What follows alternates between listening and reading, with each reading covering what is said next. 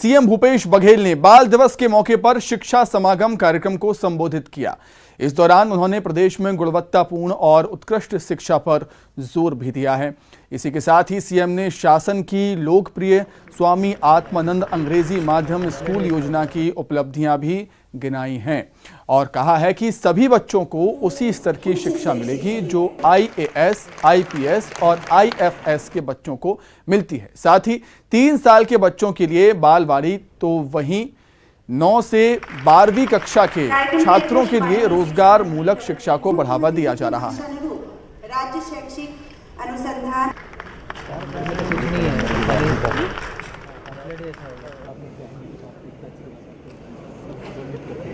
बच्चों को कि ऐसा कोई स्कूल नहीं है जिसमें ये आईएएस आईपीएस अपने बच्चों को पढ़ा सके। शुरुआत हुई स्वामी आत्मानंद अंग्रेजी माध्यम स्कूल की, तो बाद में इसकी लोकप्रियता बढ़ती गई और 3 स्कूल से फिर लगा 52 स्कूल और 52 स्कूल से फिर 171 स्कूल तक पहुंचा।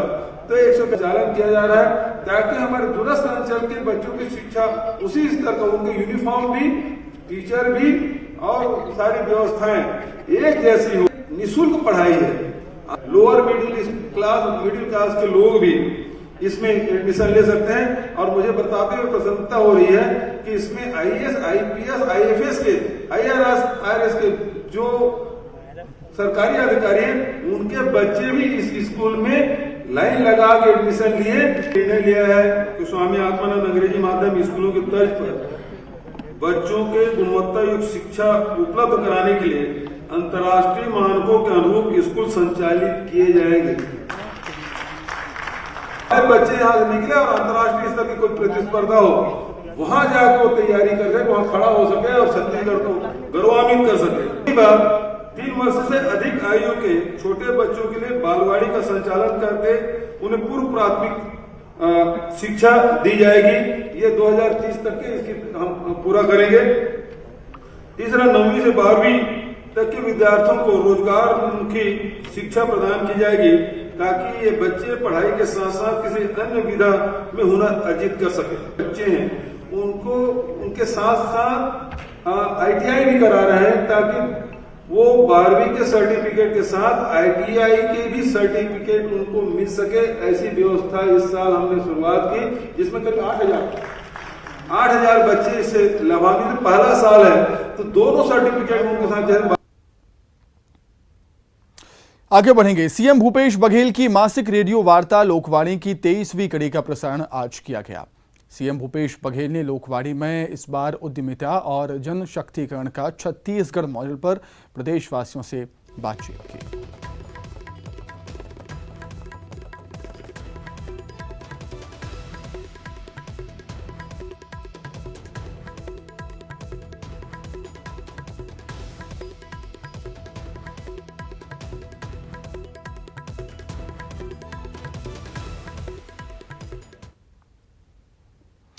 अब बात झीरम जांच रिपोर्ट की। झीरम जांच रिपोर्ट को लेकर राज्यपाल अनुसुईया उइके ने बिलासपुर में बयान दिया है।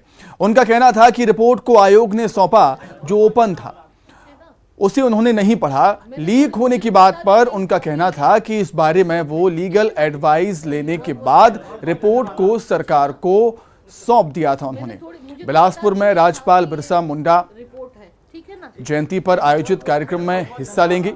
कार्यक्रम में शामिल होने से पहले राज्यपाल ने नेता प्रतिपक्ष धर्मलाल कौशिक के निवास पर थोड़ा समय बिताया भी।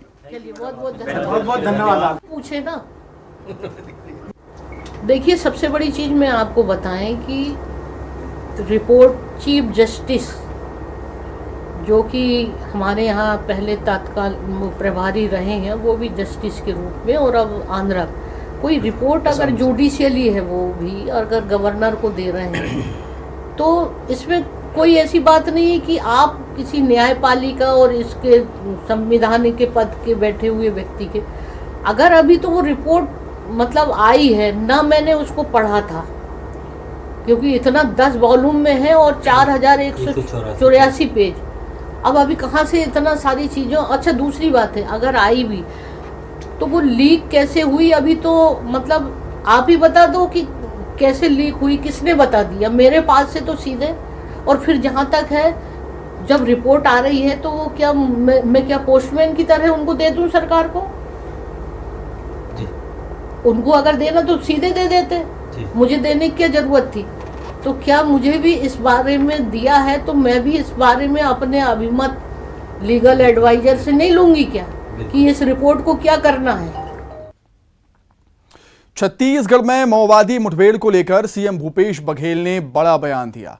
सीएम ने कहा कि संगठनों के बड़े नेता या तो पकड़े जा रहे हैं या फिर मारे जा रहे हैं। गढ़चिरौली में 26 माओवादी मारे गए हैं। माओवादियों के प्रथम पंक्ति के नेता मार गिराए गए। इससे उनका नेतृत्व खत्म होगा और जल्द ही माओवादी को कंट्रोल करने में सफलता भी मिलेगी। माओवादी मुठभेड़ को लेकर दिया बयान और कहा है कि उनके बड़े नेता पकड़े और मारे जा रहे हैं।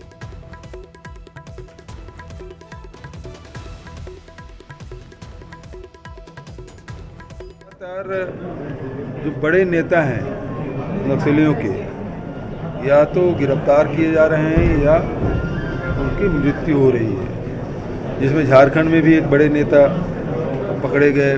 दूसरा अभी छत्तीसगढ़ की बिल्कुल बॉर्डर पे, सीमा पे गढ़चिरौली में जो नक्सली नेता सहित 26 नक्सलियों की मौतें हुई और बस्तर में भी जो रमन्ना